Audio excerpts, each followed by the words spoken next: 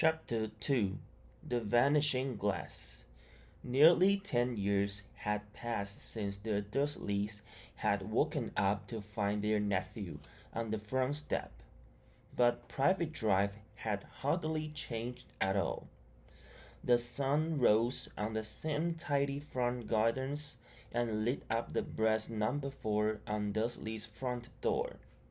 It crept into their living room, which was almost exactly the same as it had been on the night when Mr. Dursley had seen that fateful news report about the owls.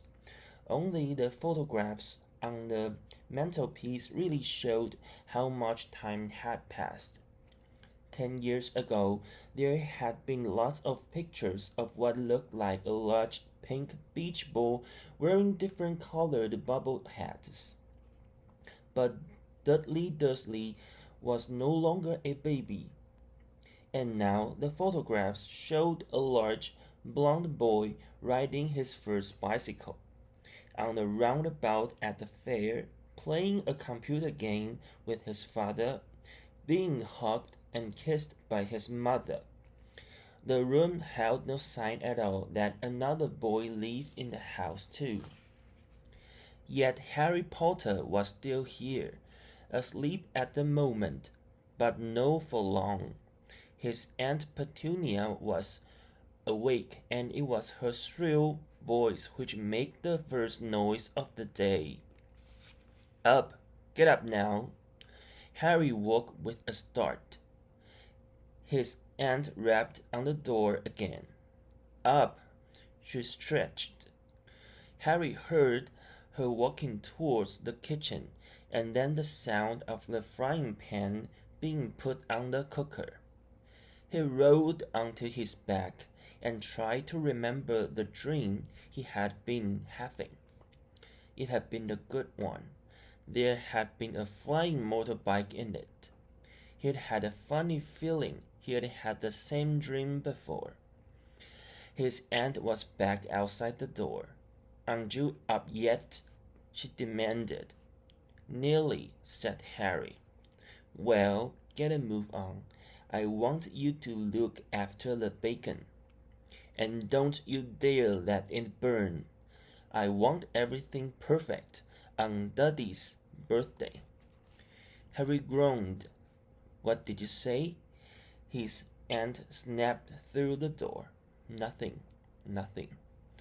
Dudley's birthday. How could he have forgotten? Harry got slowly out of bed and started looking for socks. He found a pair under his bed, and after pulling a spider off one of them, put them on. Harry was used to spiders, because the cupboard under the stairs was full of them, and that was where he slept. When he was dressed, he went down the hall into the kitchen. The table was almost hidden beneath old Dudley's birthday presents. It looked as though Dudley had got the new computer he wanted, not to mention the second television and the racing bike. Exactly why Dudley wanted a racing bike was a mystery to Harry, as Dudley was very fat and hated exercise, unless of course it involved punching somebody. Dudley's favorite punch bag was Harry, but he couldn't often catch him. Harry didn't look it, but he was very fast. Perhaps it had something to do with living in dark cupboard, but Harry had always been small and skinny for his age. He looked even smaller and skinnier than he really was, because all it had to wear were old clothes of Dudley's, and Dudley was about 4 times bigger than he was.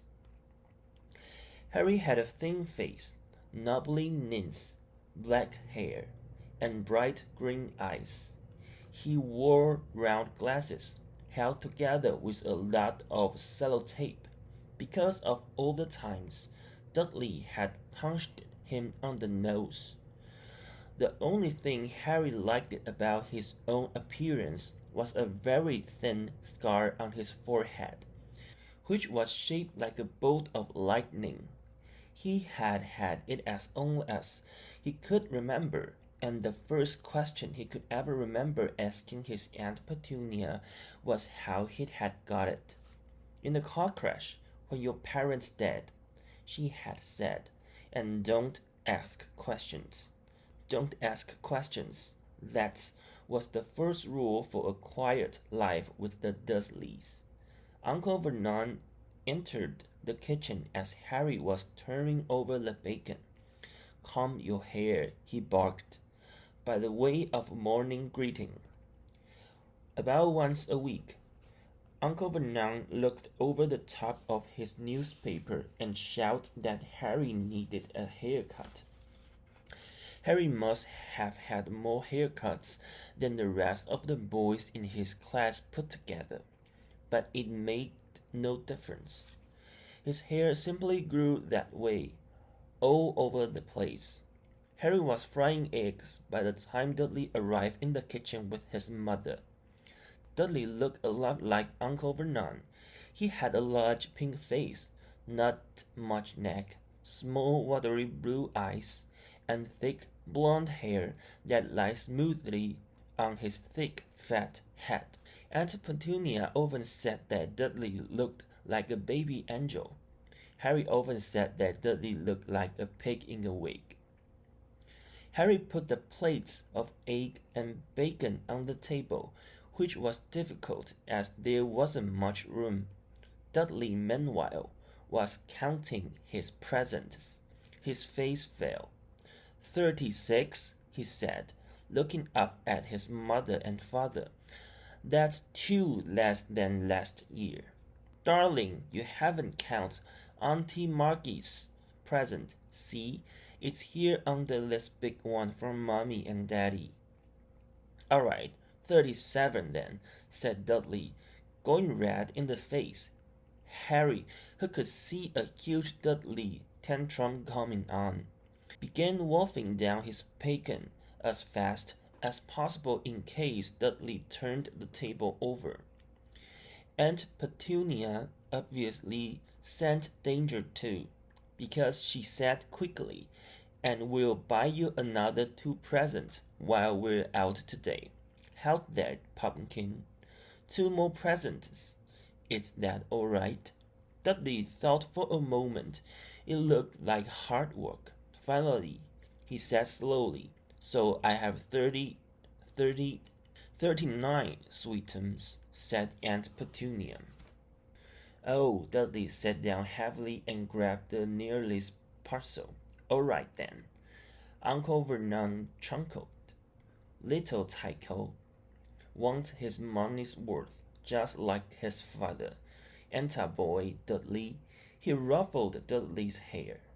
At that moment, the telephone rang, and Aunt Petunia went to answer it while Harry and Uncle Vernon watched Dudley unwrap the racing bike, a Santa's camera, a remote control aeroplane, 16 new computer games, and a video recorder. He was ripping the paper off a gold wristwatch when Aunt Petunia came back from the telephone, looking both angry and worried. "Bad news, Vernon," she said. "Mistress Fig's broken her leg. She can't take him." She jerked her head in Harry's direction. Dudley's mouth fell open in horror, but Harry's heart gave a leap. Every year on Dudley's birthday, his parents took him and a friend out for the day, to adventure parks, hamburger bars, or the cinema.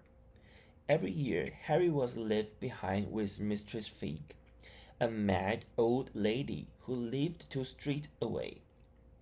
Harry hated it there. The whole house smelled of cabbage, and Mistress Fig made him look at photographs of all the cats she'd ever owned. "Now what?" said Aunt Petunia, looking furiously at Harry as though he'd planned this. Harry knew he ought to feel sorry that Mistress Fig had broken her leg, but it wasn't easy when he reminded himself it would be a whole year before he had to look at Tibbles. Snowy, Mr. Powell, and Toothy again.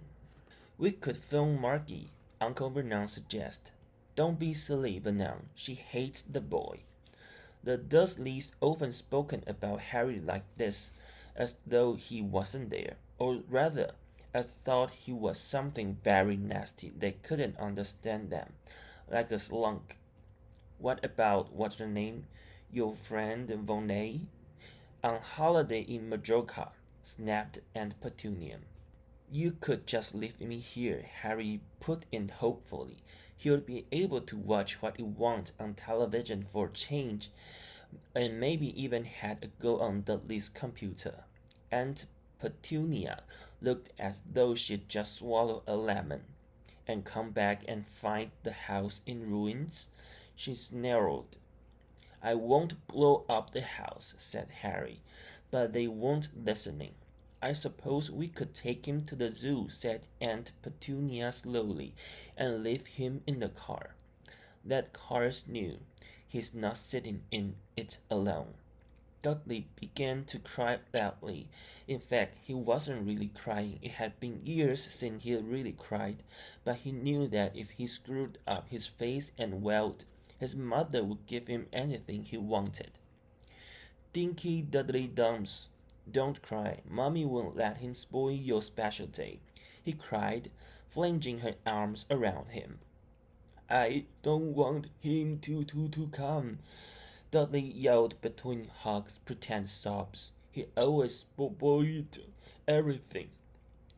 He showed Harry a nasty grin through the gaps in his mother's arms. Just then, the door-bell rang. Oh, God, Lord, they're here, said Aunt Petunia frantically. And a moment later, Dudley's best friend, Pierce Pockets, walked in with his mother. Pierce was a scrawny boy with a face like a rat. He was usually the one who held people's arms behind their backs while Dudley hit them. Dudley stopped pretending to cry at once. Half an hour later, Harry, who couldn't believe his luck, was sitting in the back of Dursley's car with Pierce and Dudley on the way to the zoo for the first time in his life. His aunt and uncle hadn't been able to think of anything else to do with him. But before they left, Uncle Vernon had taken Harry aside. I'm warning you, he had said, putting his large purple face right up close to Harry's. I'm warning you now, boy. Any funny business, anything at all, and you will be in that cupboard from now until Christmas. I'm not going to do anything, said Harry honestly. But Uncle Vernon didn't believe him. No one ever did. The problem was, strange things often happened around Harry, and it was just no good telling the Dursleys. He didn't make them happen.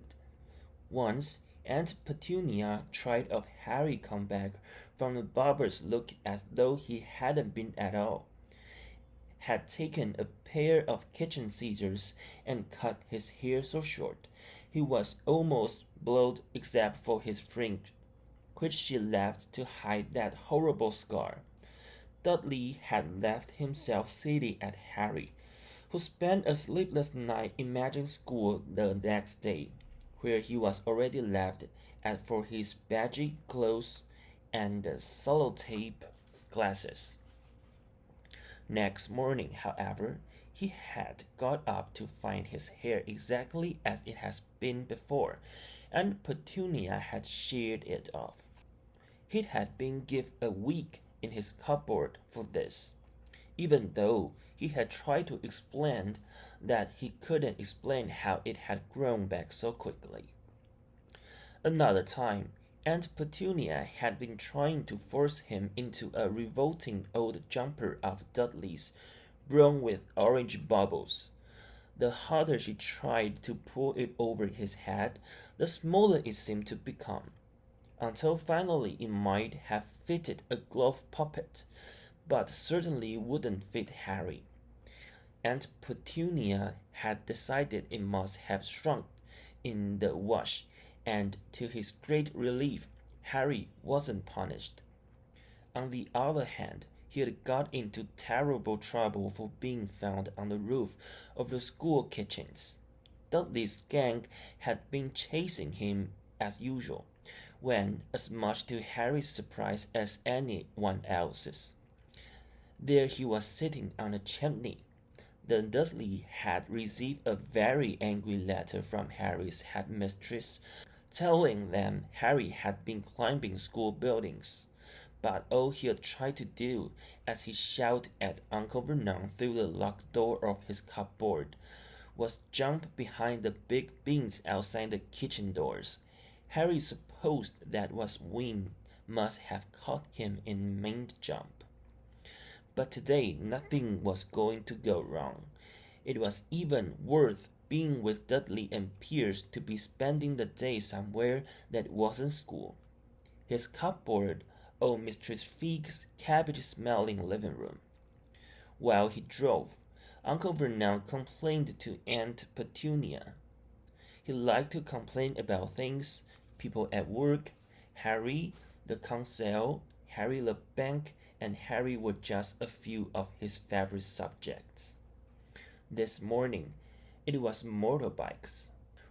Rolling along like maniacs, the young hoodlums, he said, as a motorbike overtook them. I had a dream about a motorbike, said Harry, remembering suddenly it was flying. Uncle Vernon nearly crashed into the car in front. He turned right around in his seat and yelled at Harry, his face like a gigantic beetroot with a mustache. Motorbikes don't fly.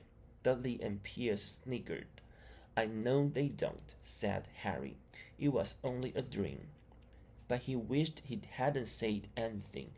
If there was one thing that Dudley hated even more than his asking questions, it was his talking about anything acting in the way it shouldn't.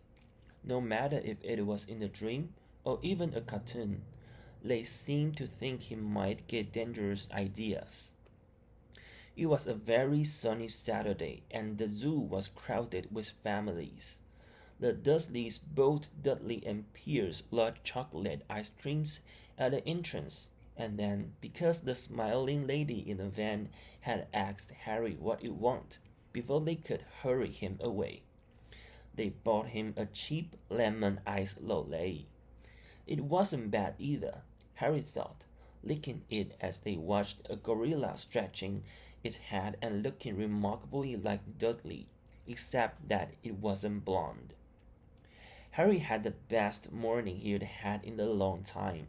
He was careful to walk a little way apart from Dudley so that Dudley and Pierce, who were starting to get bored with the animals by lunchtime, wouldn't fall back on their favorite hobby of hitting him. They ate in the zoo restaurant, and when Dudley had the tantrum because his knickerbocker glory wasn't big enough, Uncle Vernon bought him another one, and Harry was allowed to finish the first.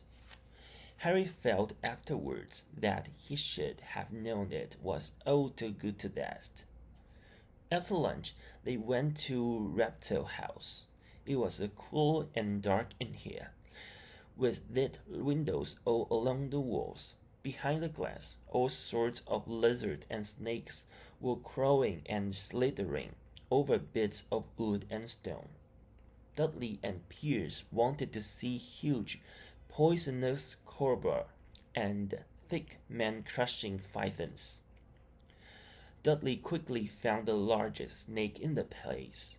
It could have wrapped its body twice around Uncle Vernon's car and crushed into a dustbin. But at the moment it didn't look in the mood. In fact, it was fast asleep.